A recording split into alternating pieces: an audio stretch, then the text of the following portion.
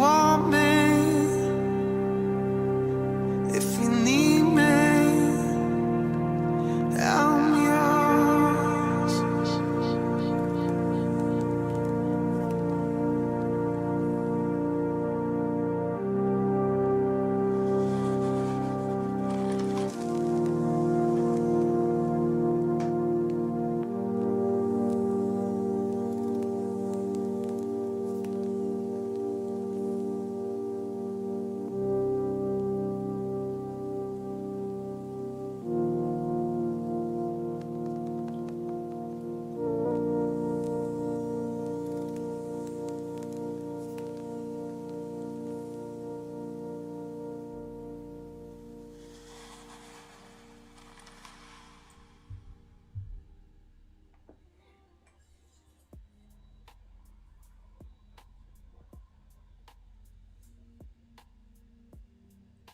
What's up, people? Back again. Just want to make sure the audio's all good. Everything's working fine.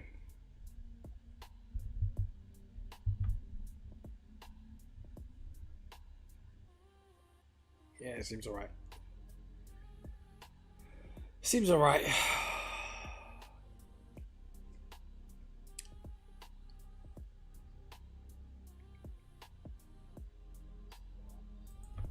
So what do I want to talk about? The market took a turn today. For the West, you know, I was saying yesterday, we're like maybe 6 months into this bear market. We've got another 12 months. I think this time next year, maybe like things might pick up. But yeah, it's a horrendous part of the process that we're going through right now. The market, or like crypto in general, seem to have lost direction. You know, there's infighting, there's like, proponents who were really into crypto at one point, and they've just decided that, you know what, I'm throwing in the towel. Like, even the bankless guys, like from that, from time they've said, yeah, ether's not what they thought it would be. And we'll get into that as well, because they did do a podcast today, Mr. David Hoffman and Ryan, and they basically, this David Hoffman was saying that the reason why he feels like Ethereum has lost direction is because of Vitalik. So if you don't know who Vitalik is, he's basically the one who wrote the Solidity coding language that has facilitated the explosion in Ethereum. And when I say explosion, I mean the proliferation, the fact that it's gone to the point that, or it's gotten to the point that it has gotten to. If you've read the book, there's a book out. I can't remember what it's called, but it's basically explaining how the whole thing with Ethereum was established. And there was a lot of infighting from the very start. Charles Hoskins, the one of the co-founders of Ethereum, I laugh when I say that, was part of that crew along with a bunch of other developers. They were all living very frugally, in Switzerland, obviously. You had Joe Lubin, who was sponsoring the whole thing, because he believed in the whole ethos of like decentralization and the Ethereum network being sovereign. Allowing any individual to build a smart contract or develop a smart contract, and build apps on top of a decentralized network. That was the general belief amongst, or consensus about, amongst the people that were in this hacker house, I would call it.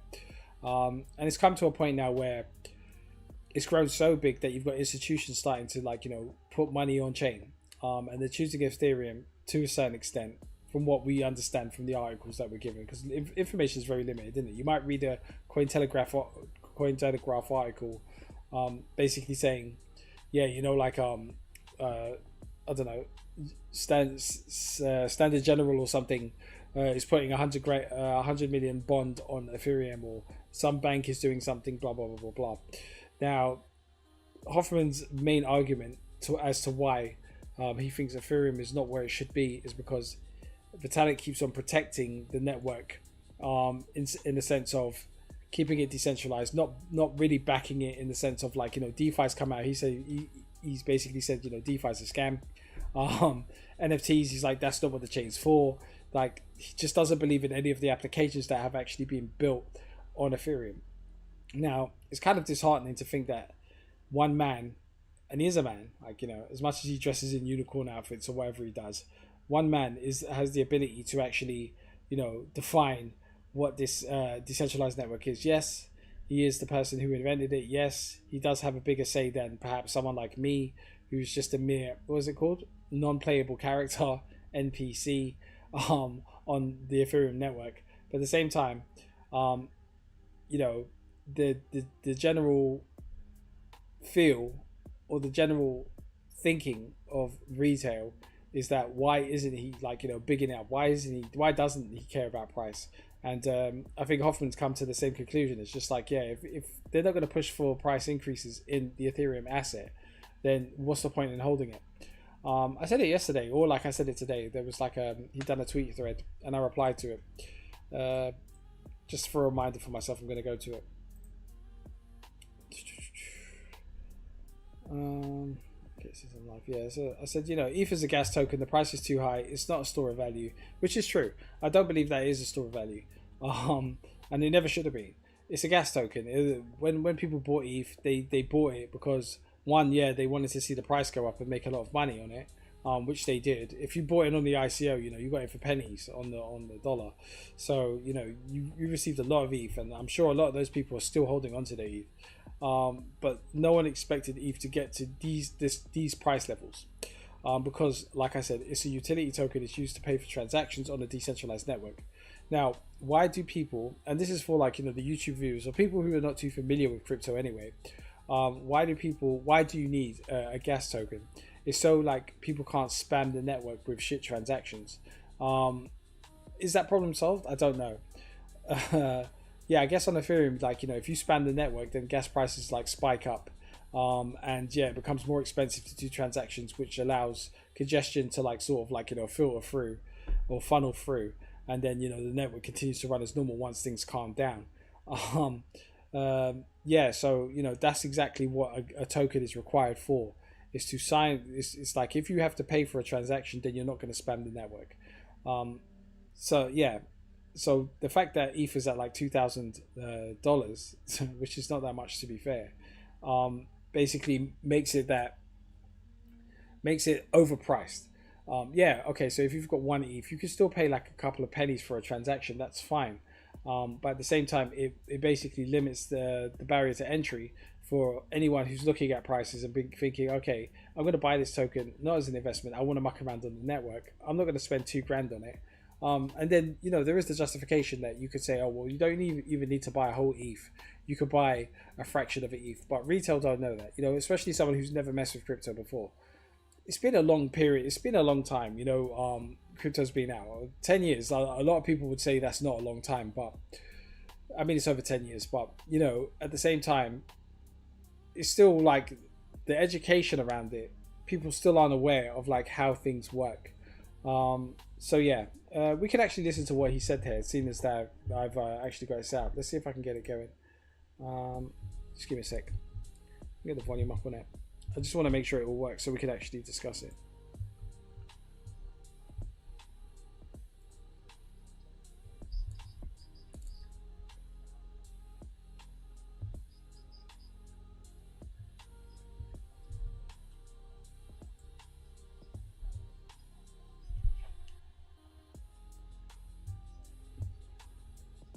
One second, I just want to make sure it's working out.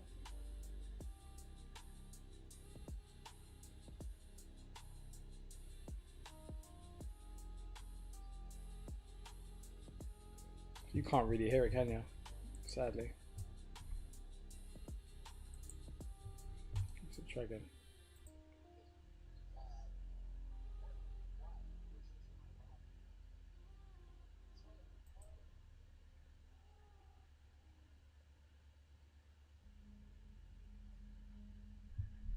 So weird. Right, just give me a sec.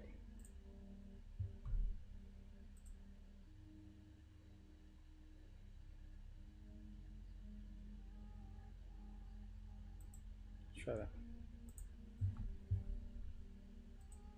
that. Shin said, dude, it's there's not too many parts of Ethereum that's focused on putting.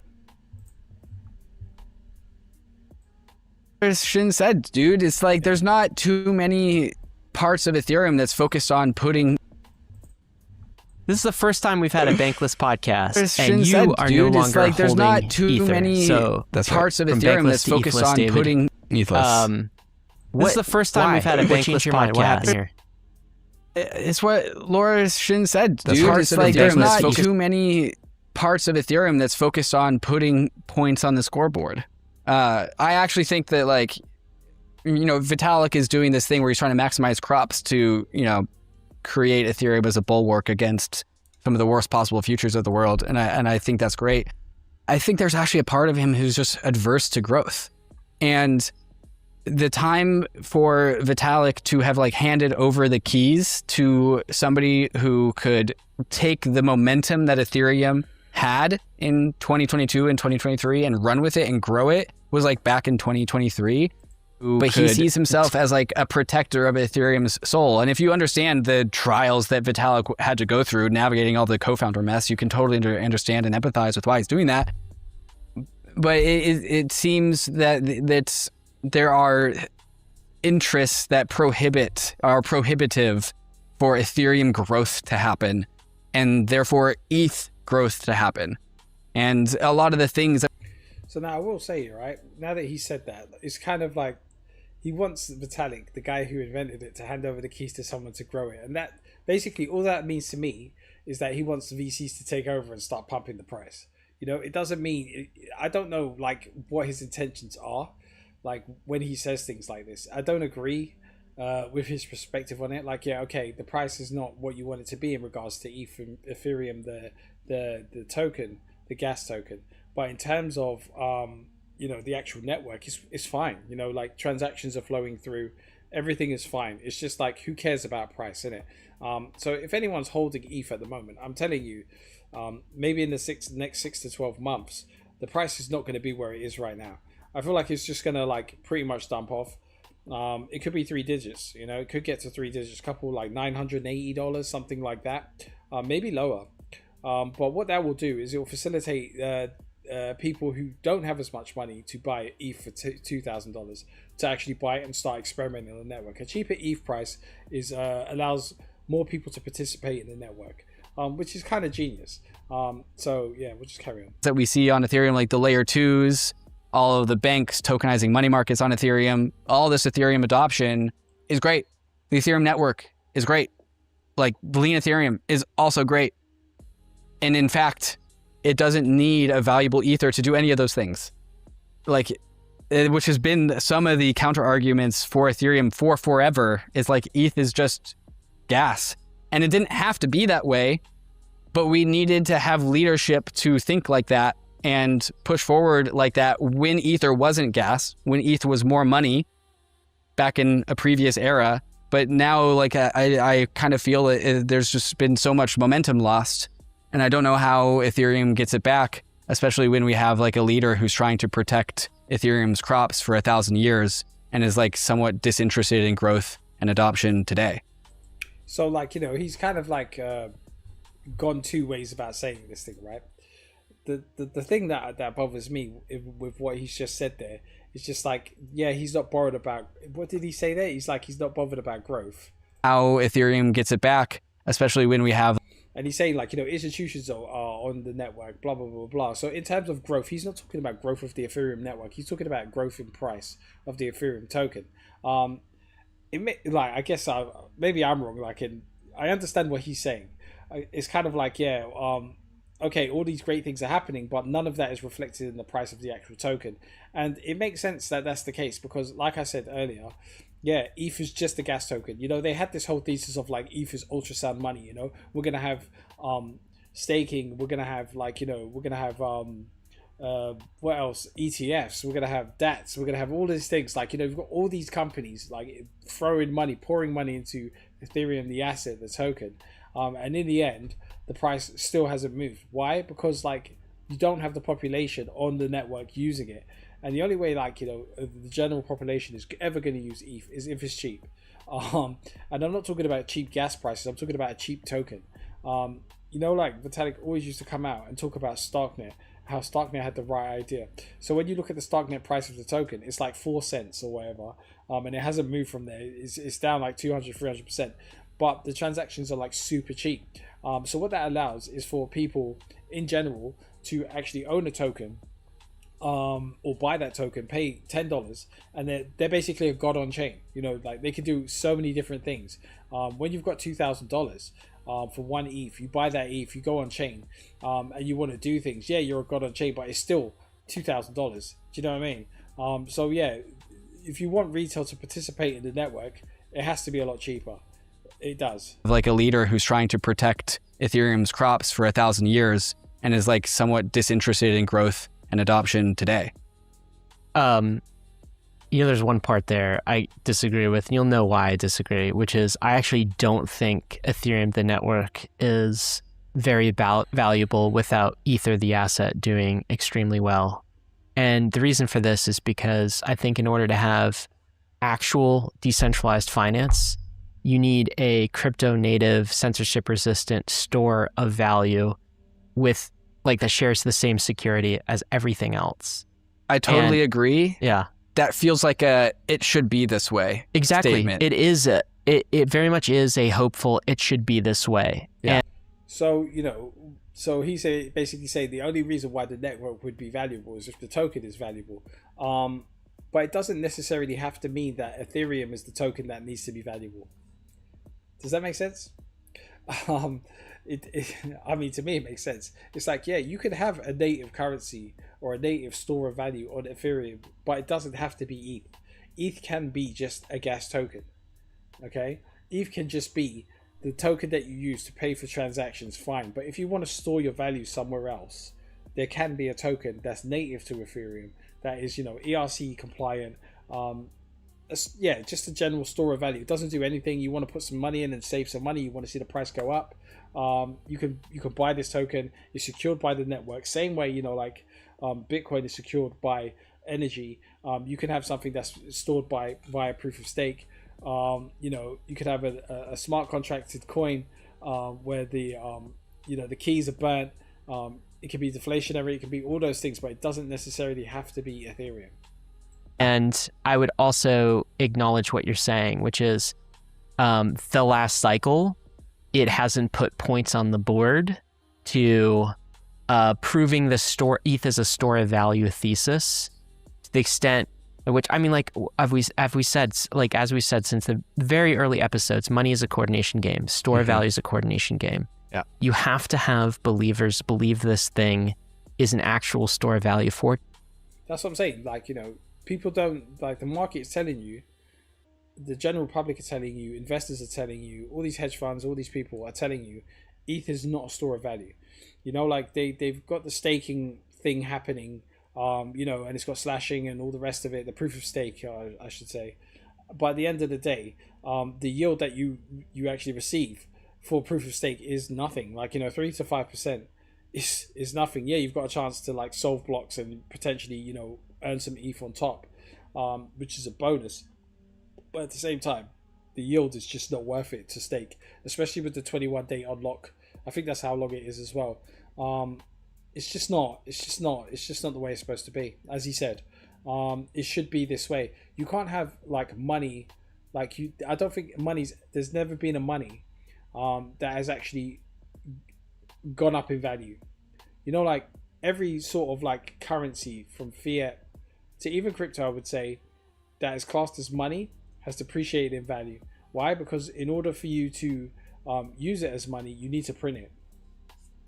I mean, you're burning the ETH. You're doing the opposite of what a store of value is, basically.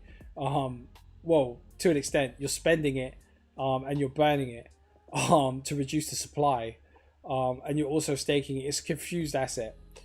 Ethereum is a confused asset right now. No one knows what it is. And the Bankless boys, they pushed for this. They pushed for the ultrasound money sort of like thesis.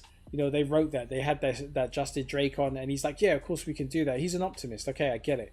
But he's also the one that said it's going to take 10 years to get the next iteration of Ethereum out, the seamless transactions beam, whatever it's called.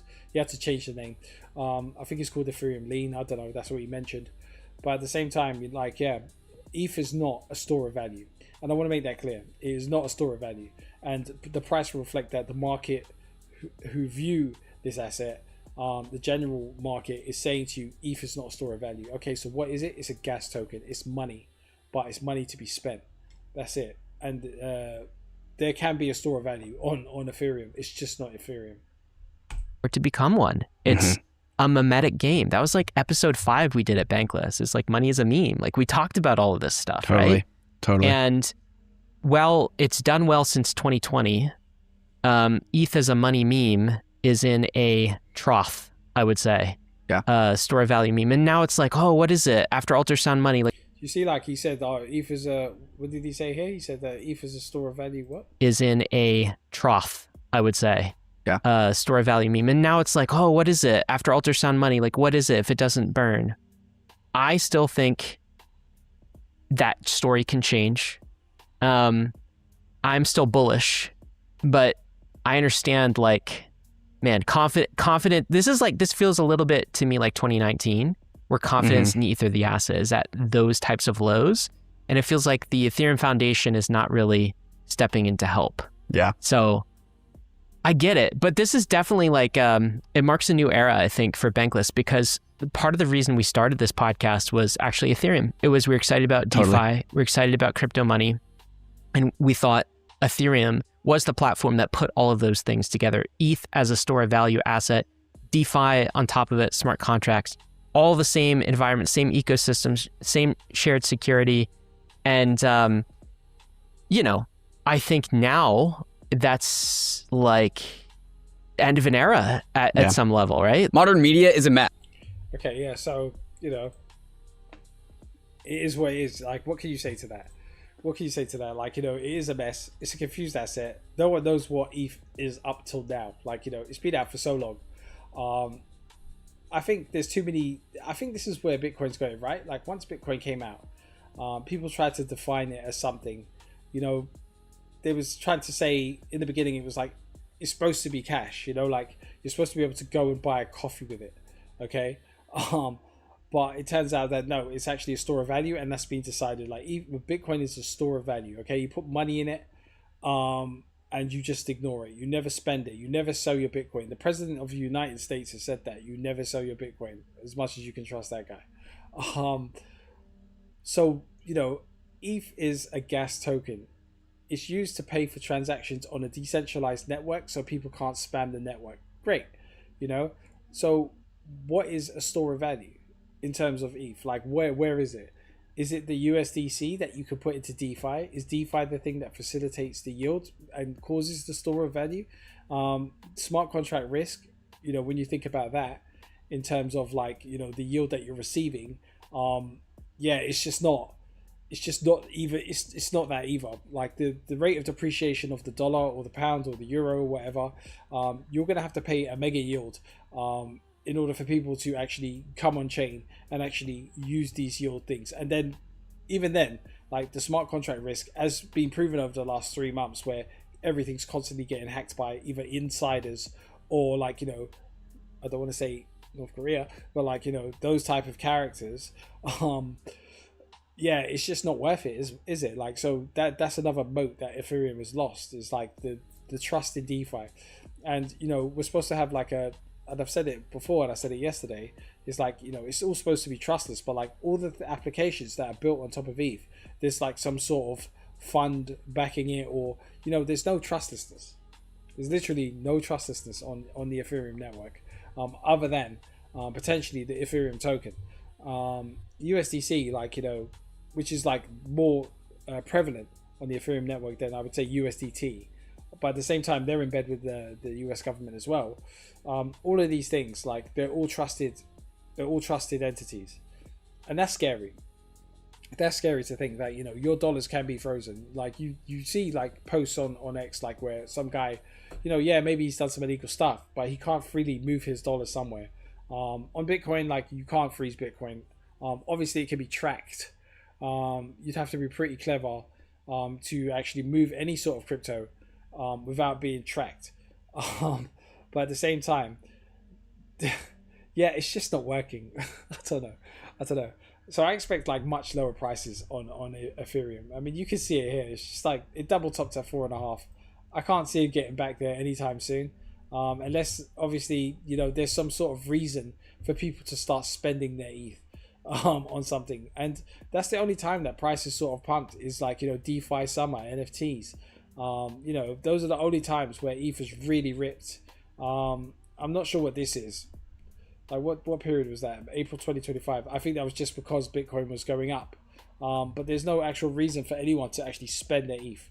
So like GDP in terms of like people actually spending Ethereum for anything, forget about it, because everyone's using USDC, and because like gas prices are so cheap, the amount of Ethereum that's being burnt is just it's nothing.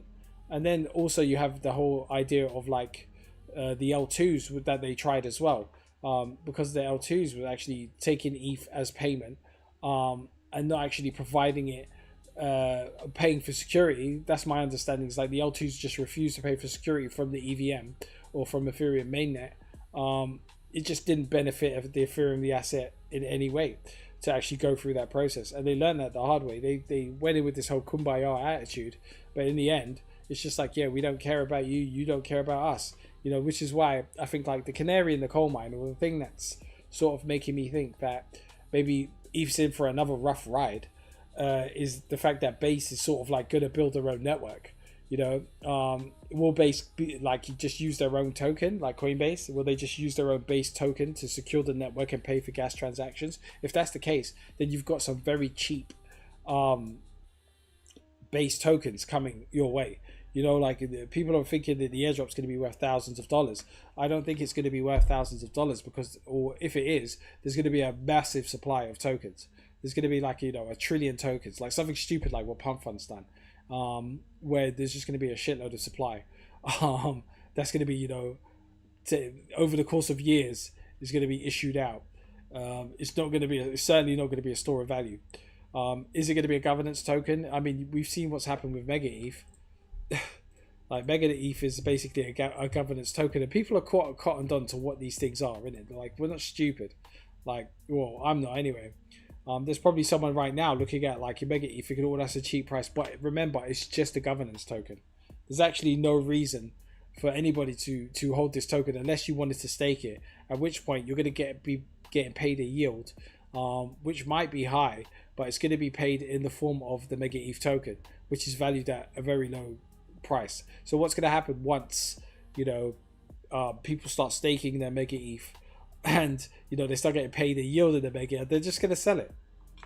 It's like, it's broken in terms of governance anyway. Like, there's no incentive, there's like zero incentive to hold something like ETH or Mega, given like to an extent, like ETH is a governance token as well, because you stake it and you vote, like, or you don't vote, but you stake it and you earn a yield, and that secures the network. Fine, it's the same for Mega, but at the same time, I don't know, man.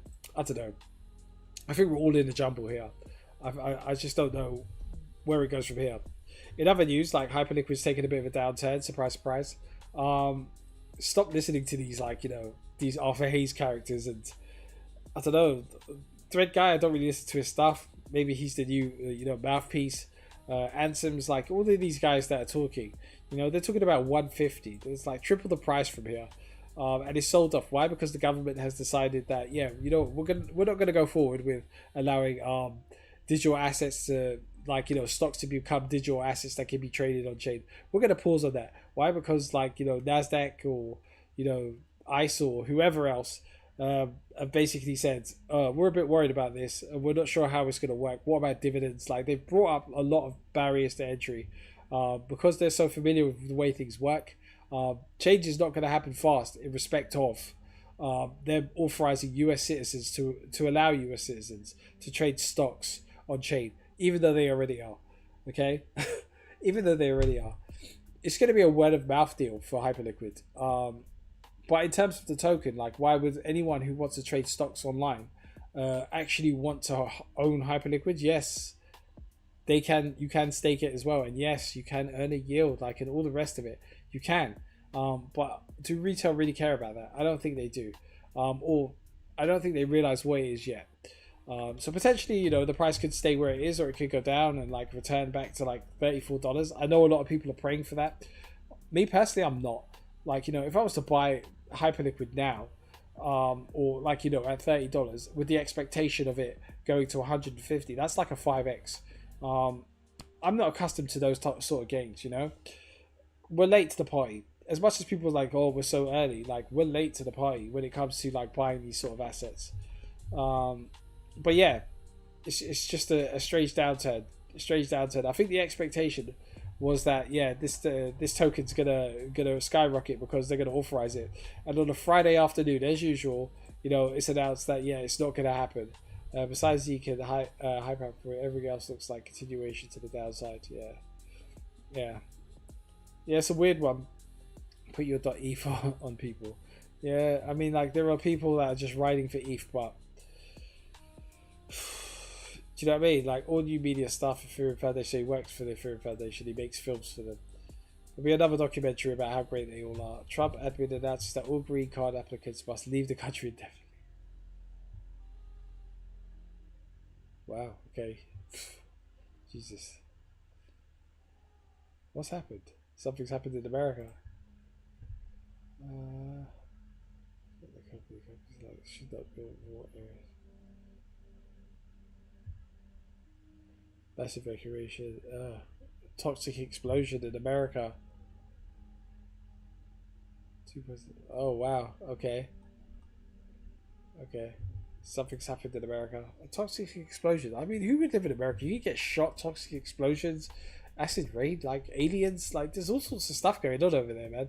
Holding probably more ETH than 99% of pussies that come into my mentions who are upset because I believe ETH may go below 1,000. While simultaneously being long-term bullish is such a shitty experience. Yeah, I mean, like, you've been holding ETH for however long. I'm kind of glad I'm out of it. I remember, like, my friends who I convinced to buy ETH back in the day. I was like, yeah, like, ETH is this, like, blah, blah, blah. This was, like, way back. This is, like, what, ETH, I think it was the first bull. Was it this one? Yeah, around here. I convinced, like, a load of people to buy ETH here. Like 1,400. And then it was, like, a 2-year bear. And everyone's like, he doesn't know what he's talking about. And then it skyrocketed to 4. And people started congratulating me around 2.5. Like, once it broke out. And I was selling all the way up here. Sold off. Okay. Selling. And then, like, I think I bought some around... I know it sounds unrealistic. But my original buys were back here. Which is strange to think. Like $8. I got the Coinbase, like, receipts to prove it, okay? But I was buying around like $8, $80, whatever. So, like, yeah, I convinced people about it. I was, like, so entrenched in all the details of ETH and how block spaces work and all the rest of it. And, these times it was proof of work, so it was even more. I think it was like I bought around the time when the hard fork happened after the DAO. So yeah, after the DAO happened, then you had ETC and ETH. I bought some because I was just like reading all these articles, thinking how cool it was and everything like that. I could have bought Bitcoin at 600, but I was just like, it's too expensive. But we're not going to get into that. I've told that story before. So yeah, I convinced a load of people back in the day, like, to buy here. 2018. Oh my god, it's been like 8 years, bro. 8 years in this dealing with Ethereum. And yeah, I wrote this all. I've wrote it twice. But I think, like, after it hit 4.5 here, I sold almost everything. 4.5, I think it was. Yeah, it was around Christmas time, right? No, yeah, it was around Christmas time. I just sold everything. And then my friends was just like, oh, you're the ETH guy, blah, blah, blah, blah. And I was just like, no, I sold everything. I'm not holding ETH. And they're like, what? You're not holding ETH? I was like, nah. And then the L2s, like, started coming out. I think that's where I got the Aerodrome airdrop or the Velodrome airdrop around here. And I just never got back into ETH. I always, like I said yesterday, I've always, like, had this expectation that, like, I want to have as much ETH as possible. But yeah, now it's just kind of a situation where, yeah, I don't think I'll ever touch it again, unless I have to pay for gas for a transaction. Like, I want to do things on the Ethereum network, but I think, like, ETH, the asset, like, I don't think it's necessarily, like, a thing that you have to hold. It's kind of like if you have USDC on the Ethereum network and you need to pay some gas prices, okay, I'll buy $50 worth of ETH and I'll pay for some like transactions to do whatever I want to do, and that's the end of it. I think that's the best process when it comes to ETH, and that's what I've been doing for multiple years now. multiple years. It's not a situation of like, oh, I'm going to hold this because it's going to make me rich. It's going to make me free. And they've said that. The Bankers boys have said that themselves. They're kind of like, oh, crypto wasn't invented to make you rich. It was invented to make you free. And, you know, now they show up saying, oh, I've sold my MLMVC as a risk. Yeah. Yeah, 100%. You know? 100%. Bitcoin transition to gold to digital capital requires more than just saying and taking on excess BT risk. Yeah. Bitcoin right now is the rise of SATA and credit markets and embrace it. Yeah, I mean, like, he's trying to bring it to TradFi, which he's going to do. Like, you've got, like, what's that guy's name? He owns the Mavericks. I'm sure you know who I'm talking about. He's quite famous. And he's saying he sold all this Bitcoin. He said it's lost the plot. So, like, yeah, Ethereum is basically in limbo right now, or, like, crypto in general. Everyone's trying to figure out, like, what is this asset? What is it going to do? It's not going to... There's no reversing what's happened. Okay? The meme coins, the rug pulls, the smart contracts that have been hacked, all of the things that are happening right now, none of it's coming back. And I don't understand how people don't understand that. Yeah, like, crypto in the public's eyes is a joke. And it's gonna continue to be a joke for a long time. I just don't know. I just don't know what's going to bring it out of the doldrums. And it's not going to be like, you know, the Clarity Act. It's not going to be that. Like, you know, I think a lot of people are under the assumption that, you know, the Clarity Act is going to clear things up. We're going to have rules and regulations. And it's just like, okay, you're going to have higher barriers to entry. Like, if they decide to, you know, run across the bridge and pull it up behind them, that's when it's going to happen. It's going to be a situation where you have to have certain assets under management. You need to KYC AML to do certain things, and it's just going to kill the whole market.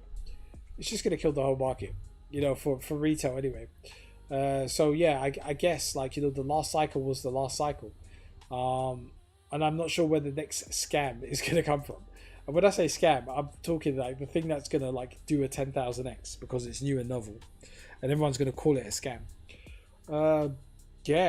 Yeah, it's just weird. I don't know, man. Watching Aero ship through bear markets, bull markets, hacks, blah blah. Yeah, I mean, you know, Aerodrome has that massive potential to actually do something spectacular, but it's DeFi. Look at the chart, you know, and that's the same. A double top. It's a double top. You know, it's a lot of these things.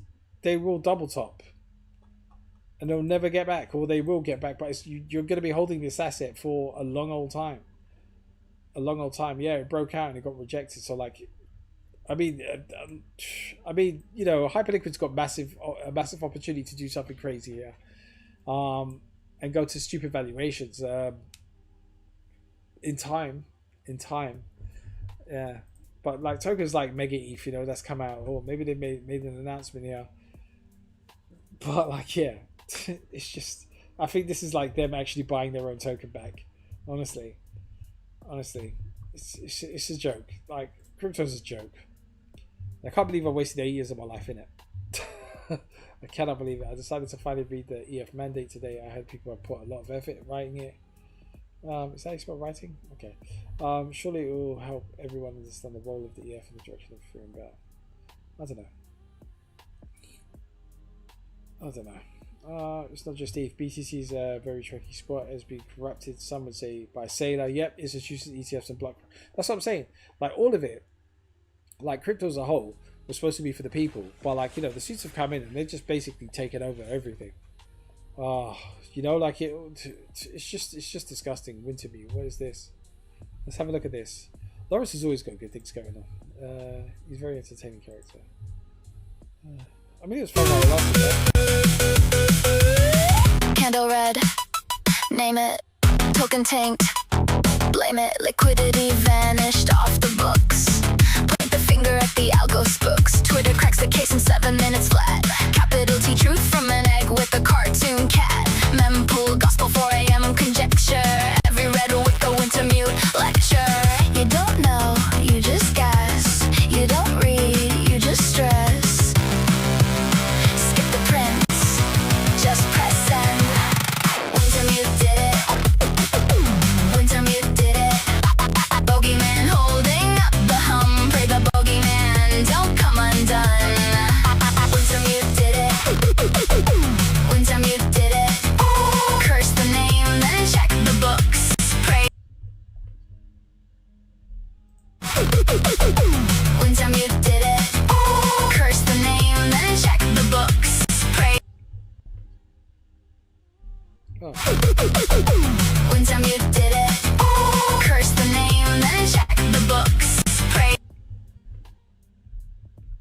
Wintermute did it. Bogeyman holding up the hum. Pray the bogeyman don't come undone. Wintermute did it. Wintermute did it. Curse the name, then check the books. Pray to God the market makes. But if they fall, we all fall. If the spread cracks, watch it cascade through it all. Stables wobble, prims unwind. Every venue blind, every order line. You hate 'em till the second that you need 'em. Then you build a temple just to feed 'em. Bogeyman holding up the floor. Pray the bogeyman don't walk out the door. Don't fail. Don't fail. Don't fail. Don't fail. Wintermute did it. Wintermute did it. Bogeyman bit it. Bogeyman bit it. Curse the dust that keeps the lights on. Curse the dust, don't let it go down. Winter. Mute, mute, mute, mute, mute, mute.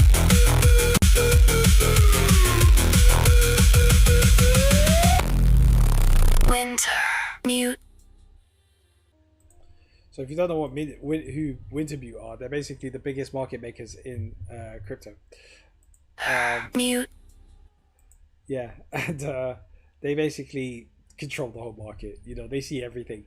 And if like there's any sort of big liquidations or like any sort of like, you know, request for capital or like anything, like, you know, Wintermute is the company that takes care of everything. They're basically the overseers of the whole market.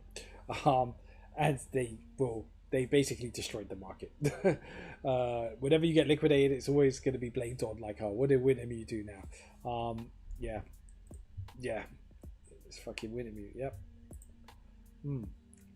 Yeah, so that's basically it. It's sort of like, I'm not ranting, you know, I'm sort of like just coming to the realization that like yeah, the easy money ride is over for crypto. I'm expecting lower prices. I'm still bearish.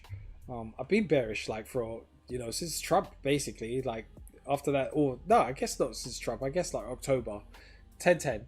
Since that happened, it's kind of like, yeah, this the market's just been terrible. You know, like we've had this flat 5-day week, like, you know, it's just like nothing's happened. Then it's like, yeah, slowly down.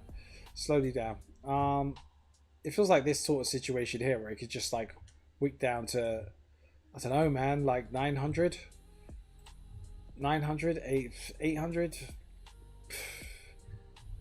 It's just not an asset that has done anything where you'd expect it to be like, yeah, this is amazing, you know? It's really not. The only thing I have hope for, right, and I'm going to show my bag, is Saito. It's the only thing that's like keeping me in the game right now. Is Saito. The volume is dying off, you know, like, and it's good. Price is sort of sold off today. Okay, volume is crashing, and that's a good thing, in my eyes. I mean, I could wake up tomorrow and all my money's gone, but like the fact that, you know, sellers aren't like dumping on like the news, or like nothing bad has happened with this token, it means that the people who are holding it, all 9,900 of them, are basically expecting higher prices. The only way that this goes down, this Saito token, is if participants sell. There's no leverage on it, which is good. No big institutions or like you know, like Binance and all these other sort of companies that would be responsible for lower prices. None of them are in. I'm watching it go down in price again. It's just there, you know.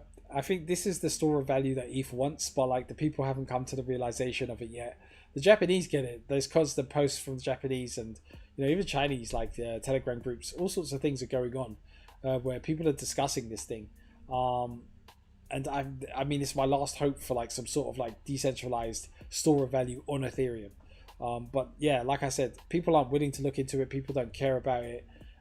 It's fine, you know, it's okay. We'll just like hold it. 70 cents.